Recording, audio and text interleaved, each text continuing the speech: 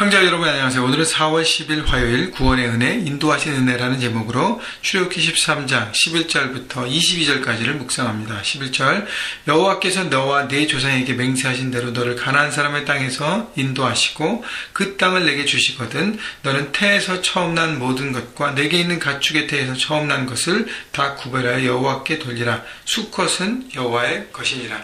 자, 하나님께서 이제 어제 묵상에서 처음 말씀하신 것대로 초태생, 이스라엘 백성들에게 처음 난 아들이나 첫 새끼를 하나님께 드리라고, 구별하여 드리라고 말씀하십니다. 근데 그것을 언제 하라느냐, 그러냐면 이스라엘 백성들이 이제 하나님께서 약속하신 대로 가나안 땅에 들어가 정착할 때에 그때 초태생의 규례를 지키라는 것이죠. 여러분, 왜 그럴까요?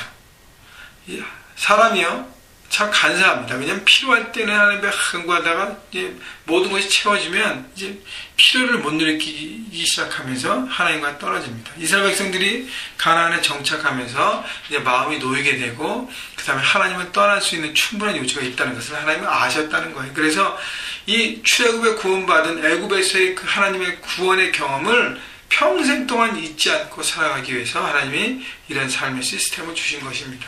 첫 사람, 첫 동물을 드리면서 하나님 우리를 구원하셨죠. 이 모든 것이 하나님의 소유고 하나님의 것입니다. 우리는 하나님의 백성입니다를 고백하며 살아가라는 것이죠. 그래서 처음 난 것을 하나님께 드리는 삶의 규례를 하나님께서 만드신 것입니다. 13절 나귀의 첫 새끼는 다 어린 양으로 대속할 것이요. 나귀는 당시에 짐을 나르는 귀한 동물이었기 때문이기도 하지만 또 나귀는 부정하다 여긴 동물이기 때문에 제사를 드릴 수 없었습니다. 드릴 수가 없어요. 그래서 어린 양으로 대속했습니다. 자, 그 다음에 어린 양으로 또 사람, 장자, 첫 아들을 어린 양을 대신 잡아서 장자를 드리는 것을 대신했습니다. 근데 그렇지 않으면 그 목을 꺾을 것이요. 드리지 않는 모든 동물, 특히 이제 나귀에 대해서는 죽일 수밖에 없다는 것입니다. 여러분, 그렇기 때문에 중요한 것은 반드시 구별해 드리라는 것이죠. 자, 14절 후일에 내 아들이 내게 묻기를 이것이 어찌 됨이냐 하고는 너는 그에게 이르기를 여호와께서 그의 권능으로 우리를 애굽에서 곧 종이 되었던 집에서 인도하여 내실 때에 15절 그때에 바로가 완악하여 우리를 보내지 아니하매 여호와께서 애굽 나라 가운데 처음 난 모든 것은 사람의 장자로부터 가축의 처음 난 것까지 다 죽이셨으므로 태에서 처음 난 모든 수컷들은 내가 여호와께 제사를 드려서 내 아들 중에 모든 처음 난 자를 대속하리니. 자, 바로 의미를 자손들에게 설명하라는 것이죠. 바로가 애굽에서 나올 때 완악해서 끝까지 고집 피웠기 때문에 하나님 마지막 재앙, 장자의 재앙으로 애굽의 모든 첫 아들과 첫 새끼를 다 죽였습니다. 그때에 살아난 것이 바로 이스라엘 백성들인데 그래서 그 모든 것을 기억하기 위해서 하나님 앞에 처음의 것을 다 드리라는 것이죠. 구별해 드리라는 거예요. 하나님의 주권을 인정하고 하나님의 구원을 기억하고 하나님의 백성으로 계속적으로 살아가라는 것입니다.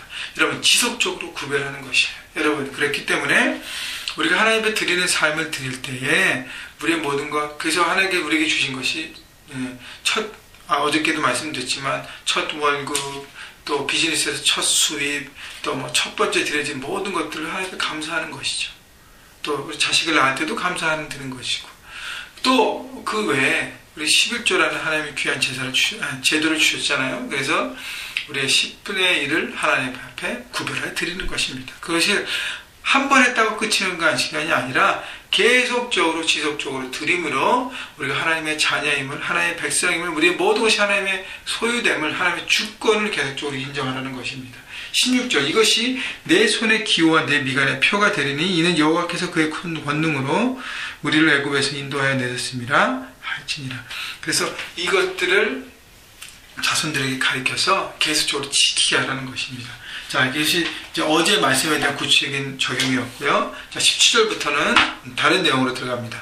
바로가 백성을 보낸 후에 블레셋 사람의 땅의 길은 가까울지라도 하나님이 그들을 그 길로 인도하지 아니하셨으니 이는 하나님이 말씀하시기를 이 백성이 전쟁을 하게 되면 마음을 돌이켜 애굽으로 돌아갈까 하셨습니다. 하나님께서 이스라엘 백성을 출애굽시킨 다음에 출애굽해서 가장 빨리 가나안 땅으로 가는 것은 해안선을 따라서 블레셋이라는 그 나라를 지나서 가는 길이었습니다.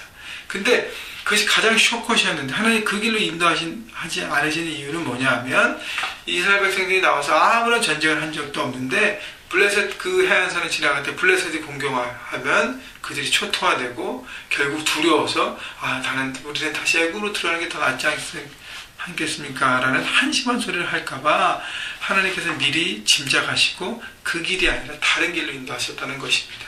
여러분, 우리가 눈에 볼 때, 상식적으로 볼 때 가장 빠른 길이 있는데 하나님 그 길로 인도하지 않으세요. 그때 우리는 어떻게 하죠? 불평합니다. 하나님 왜 저 길로 인도하지 않습니까? 저것이 하나님의 뜻이 아닙니까? 여러 가지로. 근데 하나님께서는 우리의 수준을 아세요. 그렇기 때문에 우리가 통과해야 될 모든 것들을 아시기 때문에 하나님의 right way로 우리를 인도하십니다. 그렇기 때문에 우리가 해야 될 것은 뭐냐면 순종이고 믿음인 것입니다. 하나님께서 인도하신 길이 내 삶의 가장 확실하고 빠른 길임을 여러분 믿고 바라보라는 것입니다. 그렇기 때문에 마음을 돌이켜서 애굽 7절 하반절의 얘기처럼 전쟁을 하게 되면 마음을 돌이켜 애굽으로 돌아갈까 하셨느니라. 사람들은 참 이렇게 어리석기 때문에 특별히 이스라엘 백성들이요.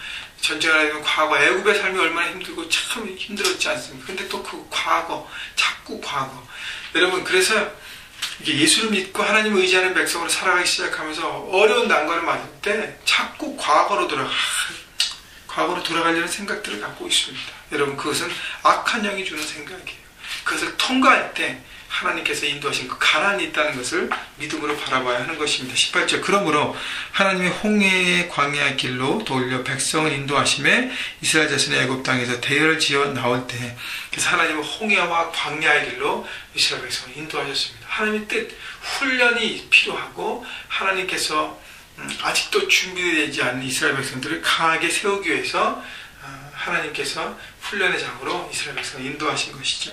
근데요 18절 마지막에 보면 이스라엘 자손이 애굽 땅에서 대열을 지은 것은 그 군대의 대형으로 진을 만들어서 이 군대 대열로 나왔다는 것입니다. 여러분 이 땅은 영적 전쟁이에요. 그죠?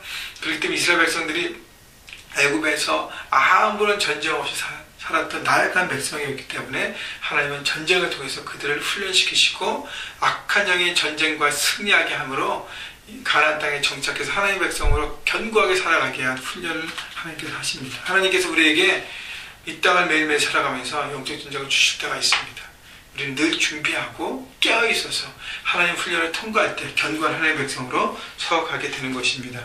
19절 모세가 요셉의 유고를 가졌으니 이는 요셉이 이스라엘 자손으로 단단히 맹세하게 하여 이르기를 하나님 반드시 너희를 찾아오시리니 너희는 내 유고를 여기서 가지고 나가라 하였습니다.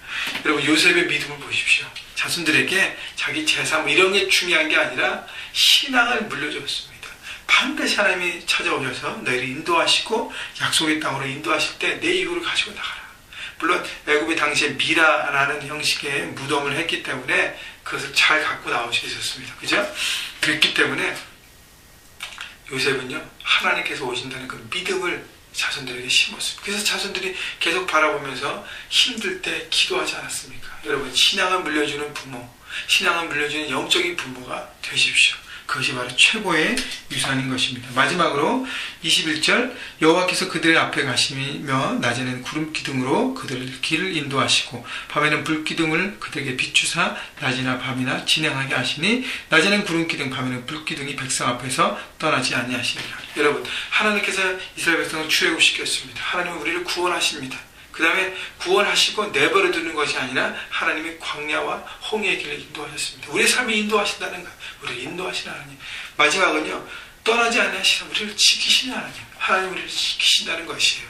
낮에는 구름 기둥으로, 밤에는 불 기둥으로 가장 필요하고 적절하게 우리를 인도하고 계십니다. 여러분, 하나님의 인도를 믿으시고 바라보시고 그 믿음으로 순종할 때 하나님의 그 인도하신 길로 우리가 나갈 때 여러분 그것이 우리의 삶의 가장 평안이고 축복인 걸 바라보시고 믿음으로 모든 환경과 상황을 돌파하시고 달려가시는 여러분 모두가 되시기를 주님의 이름으로 축원합니다.